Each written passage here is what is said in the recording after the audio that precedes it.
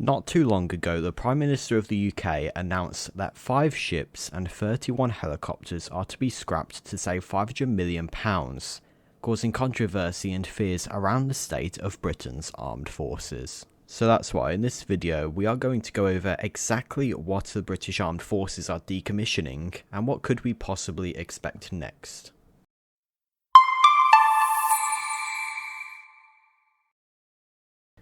Defence Secretary John Healey announced a few weeks ago that while the UK are ramping up support for Ukraine, they would be cutting back on some major equipment alongside that decision. The UK is currently decommissioning the following ships: HMS Bulwark and HMS Albion. Both are the only assault ships in the Royal Navy and are responsible for carrying Marines. The ageing Type 23 frigate HMS Northumberland is also set to go to the scrapyard, plus 2 auxiliary ships that are also set to be decommissioned. Also being taken out of service is 17 Puma helicopters and 14 aging Chinooks that have been costing the military for some time to upkeep it to functional standards. Lastly, 46 fairly capable watchkeeper drones that have only been in service for about 6 years are also being retired. However, focusing on the Navy, a question rises. Why is the British military retiring 5 fairly capable ships?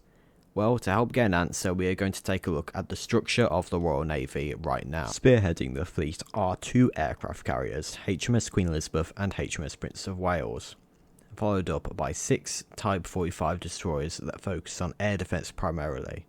These are backed up again by 8 aging yet usable Type 23 frigates that provide a more universal use to the Navy.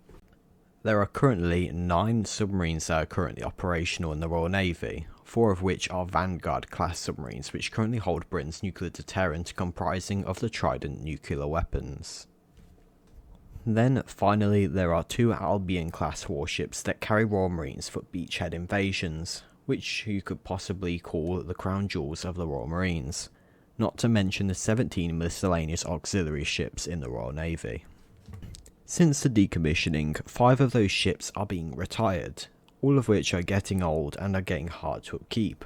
HMS Albion has been at service for about 20 years now, so it's getting hard to keep it as an effective vessel. Money issues might seem hard to understand when you see that Britain spends $53 billion on defence each year. However, not all of it gets spent where it needs to. In fact, the UK's defence budget is the 6th largest in the world, a step above Germany and a step below Saudi Arabia.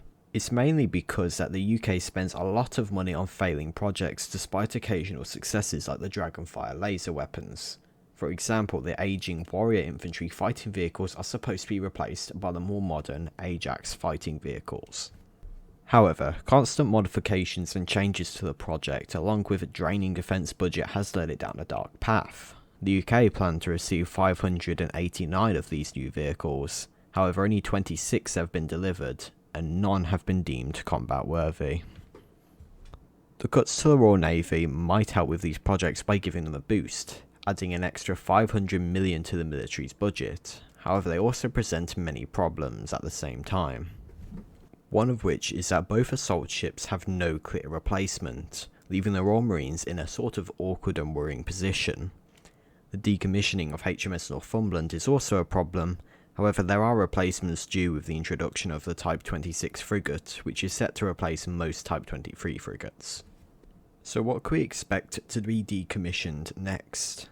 Well, it might be a bold concept, but the aircraft carrier HMS Prince of Wales could be next in the firing line, after spending a large portion of its life in port, often undergoing constant repairs and technical faults along with other issues. The next one is debatable, but the F-35s that work in the Royal Navy are often expensive to upkeep. If HMS Prince of Wales was to be decommissioned, it wouldn't be a surprise if the UK also planned on lowering its F-35 fleet size, as they often spend most of their time operating on the Royal Navy's carriers. So, is the Royal Navy and Britain's armed forces in decline? Well, as of now, it's certainly facing an uncertain future. However, the military remains highly capable, there's no doubt about that. However, there is no question either that a lot of work needs to be done, mainly around funding and where the money is spent.